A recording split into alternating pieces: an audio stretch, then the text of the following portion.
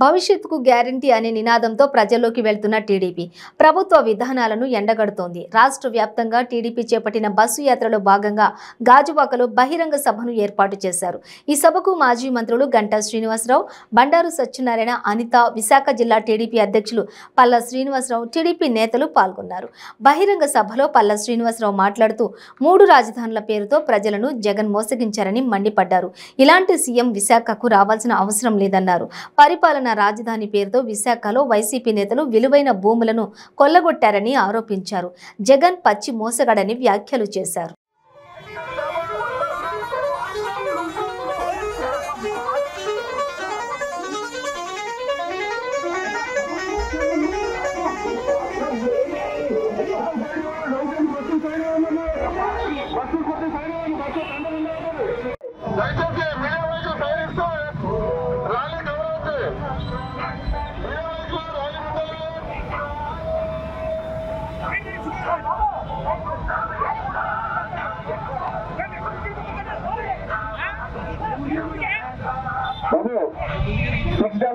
Car side ఇచ్చేయాలి, media దగ్గర side ఇచ్చేయాలి.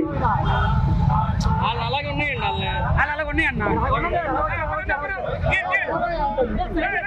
హలో, ధనిక కుటుంబం ప్రతి ధనవంతుడు ఓ పేద కుటుంబాన్ని గుర్తించి ఆ పేద కుటుంబంలో చదువుకునే పిల్లలుంటే వారి చదువు మాట్లాడండి అంటే వాటి గురించి మాట్లాడడం మానేసి వాటి గురించి ఎవరైనా మాట్లాడితే అసభ్యకరంగా ఆడవాళ్ళ గురించి, ఇంట్లో ఉన్న ఆడవాళ్ళ గురించి కూడా రోడ్డు మీదకి తీసుకొచ్చి రోడ్డుకు వచ్చినట్టు బూతులు మాట్లాడే సంస్కృతిని తీసుకొచ్చారు. ఈ రోజు నేను ఒకటే మళ్ళీ మనం మనస్ఫూర్తిగా కోరుకుంటున్నా, ఈ రోజు మన 4 సంవత్సరాల కాలం చాలా ఇబ్బందులు పడ్డాం.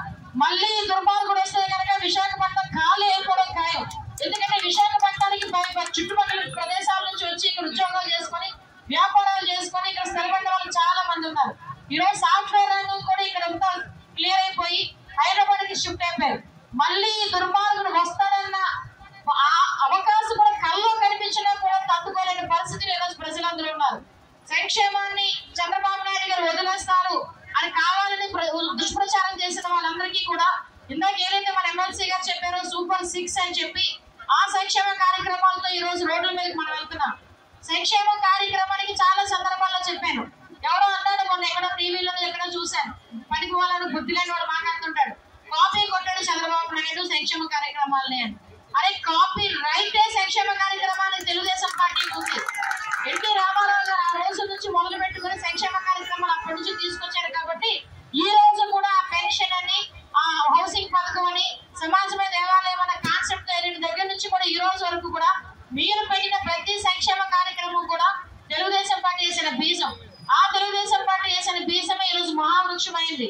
ఈరోజు రాబోయే కాలంలో తెలుగుదేశం పార్టీ ఇవ్వబోయే మహాశక్తి పథకం కానీ, మంచినీటి పథకం కానీ, బీసీలకి రక్షణ పథకం కానీ, యువతరానికి యువగలం కానీ, రైతులకు రైతు పథకం కానీ, ఇవన్నీ కూడా ట్రైలర్ మాత్రమే. సినిమా దసరాకి విడుదల చేస్తాం, అప్పుడు మాట్లాడండి. ఇది కేవలం ట్రైలర్. ట్రైలర్ కి ఎంత భయపడిపోయి మా మీద ఎంత దుష్ప్రచారాలు చేస్తా ఉంటే నిజంగా సినిమా